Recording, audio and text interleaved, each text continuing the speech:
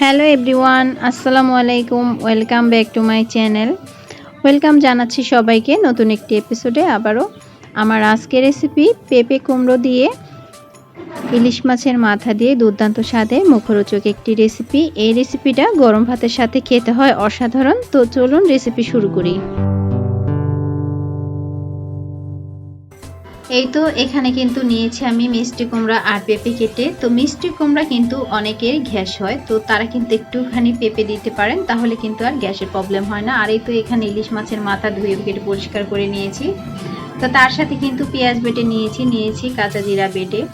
এখন চুলায় এসে পড়লাম। তো এখন কিন্তু চুলায় একটা প্যানের মধ্যে দিয়ে দিচ্ছি পর্যাপ্ত পরিমাণ তেল। গরম হয়ে যাওয়ার পর কিন্তু আমি এখানে দিয়ে দিচ্ছি পেঁয়াজ বাটা, তার সাথে দিয়ে দিচ্ছি জিরা বাটা। একসাথে করে খুব ভালো করে কিন্তু একটু ভেজে নেব সময় নিয়ে। তো আমি কিন্তু এই বাটা মশলাই রান্না করছি, আপনারা চাইলে কিন্তু জিরা গুঁড়ো করেও দিতে পারেন বা পেঁয়াজটা কুচি করেও দিতে পারেন। আর এই তো এখানে দিয়ে দিচ্ছি এখন 1 চামচ হলুদ গুঁড়া, আর তার সাথে কিন্তু এখন দিয়ে দিচ্ছি আমি 1/2 চামচ মরিচ গুঁড়া। আস্ত কিছুটা কাঁচামরিচ অ্যাড করব এখানে একটা ফ্লেভারের জন্য। তো আপনারা কিন্তু ঝালের পরিমাণটা আপনাদের পছন্দ অনুযায়ী অ্যাড করে নেবেন। দিয়ে দিয়েছি সামান্য পরিমাণ পানি, যাতে মশলাটা যেন পুড়ে না যায়। তো এখানে কিন্তু চুলার আঁচটা মিডিয়ামে রেখে খুব ভালো করে আমি মশলাগুলো কষিয়ে নিব। এখন দিয়ে দিচ্ছি স্বাদ মতো লবণ। তো তারপর কিন্তু মিশিয়ে নিলাম। আর এই তো এখানে দিয়ে দিচ্ছি কয়েকটা কাঁচামরিচ আস্ত একটু মাথা ভেঙে দিলাম, যেন খুব সুন্দর একটা স্মেল হয় তাই। আর এই তো এখানে কিন্তু মশলাটা কষিয়ে নেওয়ার পর কিন্তু আমি দিয়ে দিচ্ছি ধুয়ে রাখা ইলিশ মাছের মাথা। তো এরপর কিন্তু খুব ভালো করে আমি কষিয়ে নেব ইলিশ মাছের মাথাটা। আর এইভাবে করে রান্না করে একবার খেয়ে দেখবেন, খেতে কিন্তু অনেক মজা হয়। তো বন্ধুরা, যে এখন ভিডিওটি দেখছেন, যে যেখান থেকে বসে আমার ভিডিওটি দেখছেন, সবার কাছে অনুরোধ, প্লিজ ভিডিওটা কন্টিনিউ করবেন, আর ভালো লাগলে একটা লাইক কমেন্ট শেয়ার করবেন। আর এই তো এখানে মাথাটা খুব ভালো করে আমি কষিয়ে নিব। তো এখানে কিন্তু আমি অফ ক্যামেরায় ঢাকনা দিয়ে ঢেকে দিয়েছিলাম। মাছের মাথাটা খুব ভালো করে কষিয়ে নেওয়ার পর কিন্তু আমি তুলে নিব উপর থেকে।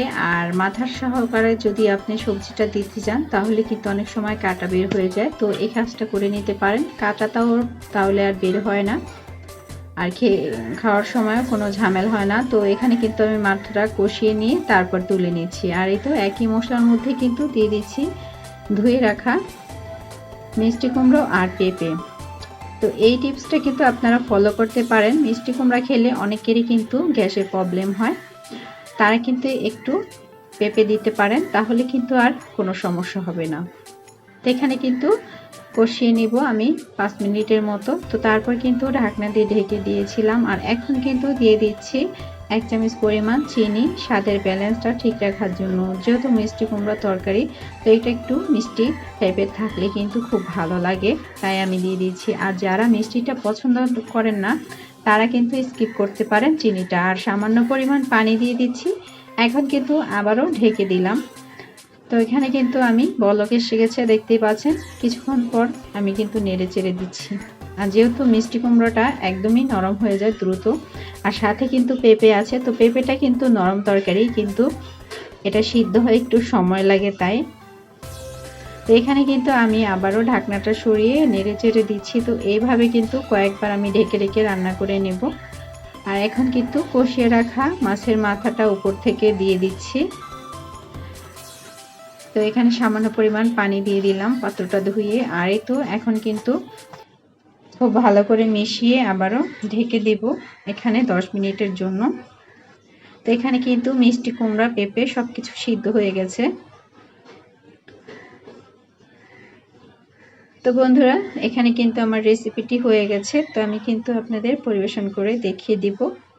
তো আমার আজকের রেসিপি যদি ভালো লেগে থাকে, তাহলে অবশ্যই একবার বাড়িতে ট্রাই করবেন। আর কেমন হয়েছিল খেতে অবশ্যই জানাবেন।